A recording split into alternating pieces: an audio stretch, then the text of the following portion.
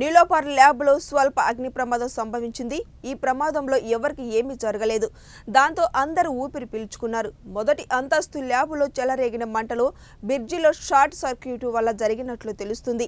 Bridge దగ్గరలో rubber పదార్థాల వల్ల ఎక్కువ పొగ వచ్చింది. దీంతో పేషెంట్స్, అటెండర్స్ కొంత భయాందోళనకు గురయ్యారు. వెంటనే సిబ్బంది ఫైర్ సిలిండర్ల సహాయంతో మంటలు ఆర్పివేశారు. 5 గంటలకి ఈ రోజు సాయంకాలం 5 గంటలకి ఈ పాత నీలోఫర్ హాస్పిటల్ పాత బిల్డింగ్ ఫస్ట్ ఫ్లోర్ లో ల్యాబొరేటరీస్ ఉన్నాయి.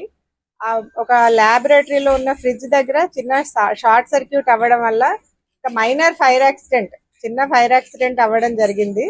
దాన్ని వెంటనే మా స్టాఫ్ గుర్తించి మా దగ్గర ఉన్న ఫైర్ సిలిండర్స్ తోనే ఇమీడియట్ గా ఎక్స్టింగ్విష్ చేశారు. కాకపోతే అక్కడ కొంచెం రబ్బర్ ఉండడం వల్ల స్మోక్ ఎక్కువ ఫామ్ అయ్యి బయట కిటికీలోంచి స్మోక్ రావడం వల్ల కొంచెం ఇక్కడ ఉన్న పేషెంట్, అటెండెంట్స్ అందరూ బయట ఉన్న వాళ్ళు పానిక్ అవ్వడం జరిగింది. కాకపోతే అందుకే ముందు జాగ్రత్తగా ఫైర్ ఇంజిన్ కూడా పిలిపించాము, ఫైర్ సేఫ్టీ పీపుల్ ని కూడా. కాకపోతే మా దగ్గర స్టాఫ్ అందరూ, మా దగ్గర శానిటేషన్, సెక్యూరిటీ, అలాగే ఎలక్ట్రికల్ ఇంజనీర్ వేణు, అలాగే స్టాఫ్, మా హెల్త్ ఇన్స్పెక్టర్స్ అందరు కూడా మాకు పీరియాడిక్ గా ఫైర్ సేఫ్టీ ట్రైనింగ్స్ ఇస్తున్నాము.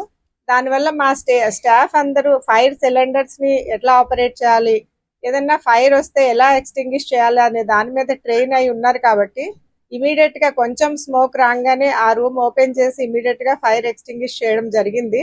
ఈ ఫైర్ ఇంజిన్ అరైవ్ అయ్యే లోపలనే సిచ్యువేషన్ కంట్రోల్లోకి వచ్చింది. అది పేషెంట్స్ ఉండే ఏరియా కాదు, ల్యాబ్ ఏరియా. ఎవరికి ఏమి ఇంజరీస్ అయితే జరగలేదు.